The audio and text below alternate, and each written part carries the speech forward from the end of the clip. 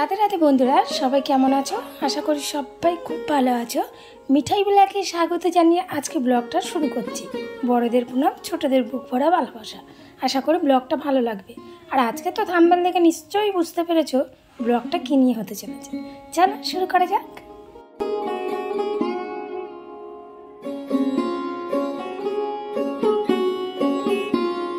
Thumbnail থেকে ঠিকই ধরেছো, আজকের পুরো ব্লগটা ছোট্ট মিঠাই রানীকে নিয়ে।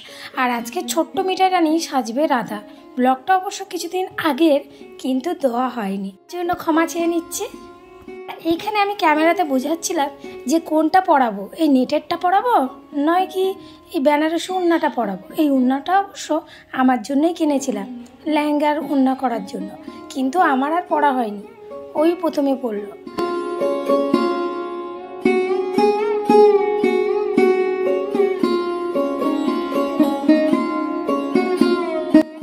শাড়ি কিছুটা পরিয়ে রেখেছিলাম। ও যা দুষ্টু করছে, কিন্তু সাজের দিকে ভীষণ আগ্রহ। আমি ওকে না সাজালে বুঝতেই পারতাম না যে এখনকার বাচ্চারা কত সাজতে ভালোবাসে। বেশ 2 বছর আগে এই ব্লাউজটা ওকে বানিয়েছিলাম সরস্বতী পুজোর দিনে। ব্লাউজের পিসটা অবশ্য আমার মায়ে দিয়েছিল, আর হলুদ কাপড়টা আমার কাছে ছিল। আর এই শাড়িটা দেখতে পাচ্ছ, এই শাড়িটা ওর মাসিমণি কিনে দিয়েছিল। আর ভেতরে সায়াটা দেখতে পাচ্ছ সাদা কালারের, ওটা ওর পাপার জামা কেটে বানিয়ে দিয়েছিলাম। দিন শাড়ি পরার জন্য খুব বায়না ধরেছিল, কিন্তু কি দিয়ে শাড়িটা পরাবো। অবশ্য ওর একটা সায়া বানানো ছিল, সেটা আমার শ্বশুরবাড়িতে ফেলে এসেছি। আর সেদিন খুব কান্নাকাটি করছিল, সেই জন্যই ভাবলাম সায়া না হলে তো কি করে শাড়ি পরাবো। আর ও যা দুষ্টু, সব কিছু পরিপাটি করে পরতে চায়, মানে আমাদের থেকে মনে হয় ও বেশি বোঝে। সেদিন কিন্তু ও সাদা শাড়ি পরেছিল, তাই ভাবলাম ওর পাপার একটা সাদা কালারের শার্ট ছিল, সেটা কেটে সায়া বানানো হয়েছিল।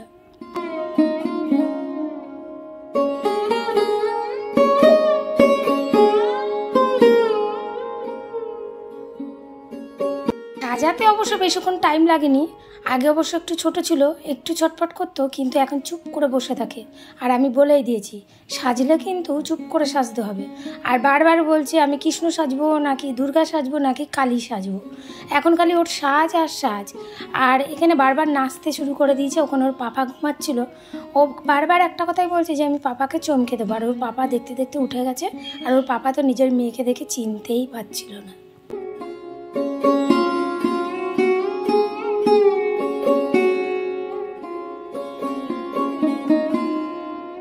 মায়েদের থেকে বাবারা একটু তার মেয়েদের বেশি প্রশংসা করে, বলে আমার মেয়ে এই, আমার মেয়ে সেই। আর সত্যি ওর বাবা এত ওকে ভালোবাসে। আর ছোট্ট মিঠাই রানীও কিন্তু তার পাপাকে বেশি ভালোবাসে। পাপাকে সেই হিসেবে পায় না, কিন্তু মাকেও খুব ভালোবাসে। সব সময় তো তার মায়ের কাছেই সব। আর দেখো পাপা যেই ঘুম থেকে উঠে গেছে, বারবার বলছে আমার ছবিগুলো তোলো। এই ছবি তোলার কায়দা কারখানা দেখে আমি তো অবাক। ওর মতো বয়সে আমি কথা বলতেও শিখিনি। আমার মা এখনও গল্প করে যে তুই যখন 5-6 বছর বয়স তখন তুই কথা বলতে শিখেছিস। আর এদেরকে কিচ্ছু শিখিয়ে দিতে হয় না। বাঁশিটা দৌড়ে গিয়ে দাদাদের কাছ থেকে নিয়ে চলে এসেছে। বললো আমি বাঁশি দিয়েই আজকে ফটোটা তুলব।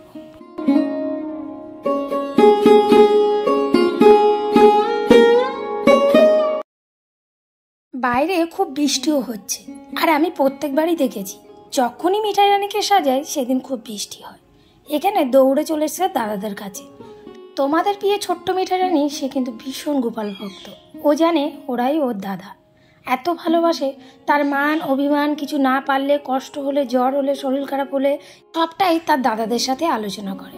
দৌড়ে দাদাদেরকে গলা জড়িয়ে কাঁদবে, মা বকেছে আমার এটা নেই, আমাকে সবাই খেলতে নেয় না, কেউ আমাকে এইটা দেয় না সেটা দেয় না, মানে যত অভিমান সব কিছু নালিশ সব দাদাদের কাছে। তাতানকে তো তুলতে পারে না, কিন্তু লাড্ডুকে কোলে তুলে দিলে লাড্ডুকে তুলতে পারে। কিন্তু এই সন্দেশ সোনাকে ভীষণ ভালোবাসে ও। সন্দেশ তো ছোট, সেই জন্য সন্দেশকে বেশি আদর করে ও।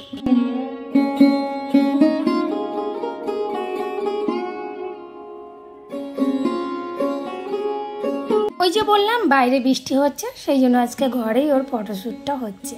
ও ওর পাপা অবশ্য কিছু ছবি তুলে নিয়ে চলে গেছে, আর বাদ বাকিটা ভিডিওটা আমি করছি।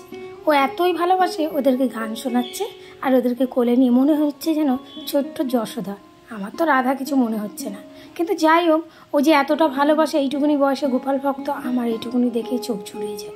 আমার ভীষণ ভালো লাগে যারা গোপাল ভক্ত হয়।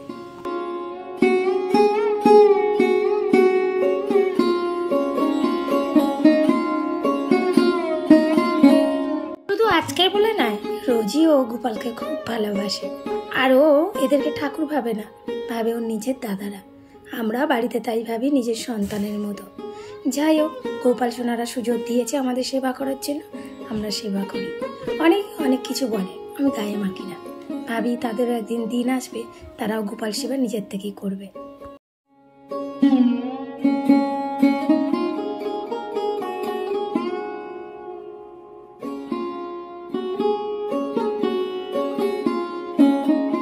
সারাদিনই প্রায় ওদের সাথে এরম টুকিটাকি কথা বলে যায়। ওদেরকে বলছে, দেখো কেমন সেজেছি, আমাকে ভালো লাগছে না? আমি কিন্তু তোমাদের জন্য সেজেছি, আমাকে লাগছে তো রাধা রাধা না সখী? আমি তোমাদের ছোট্ট বোনু সখী। আর ওর কানের তো ফুটো নেই, সেই জন্য ওর কানে একটা তার দিয়ে কিংবা সুতো দিয়ে ওটা আটকে দিয়েছি, বারবার ওটার মধ্যে হাত দিচ্ছে আর এমন করে দোলদোল করছে, মনে হয় যেন ওর কাছে একটা ছোট্ট বাচ্চা শুয়ে আছে, ঠিক যশোদার মতো, দেখে চোখ জুড়িয়ে যাওয়ার মতো।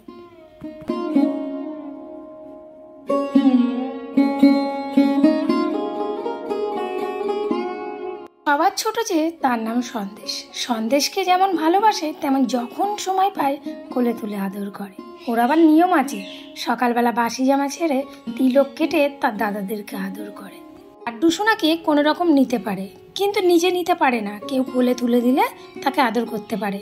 এদিকে তাতান সোনাকে ডাকছে, তুমি আসো আমার সঙ্গে, আমার কাছে আসো, তোমায় তো কোলে নিতে পারছি না, আগামী বড় হই, গায়ে আমার একটু মাংস হোক, শক্তি হোক, তখন তোমায় আমি কোলে নেব। আমি এই কথাটা শুনে এত হাসি পেয়ে গেছিল যে ও মানে বোঝাচ্ছে যে আমি খুব রোগা, আমি বড় হই তখন তোমাদের নেব।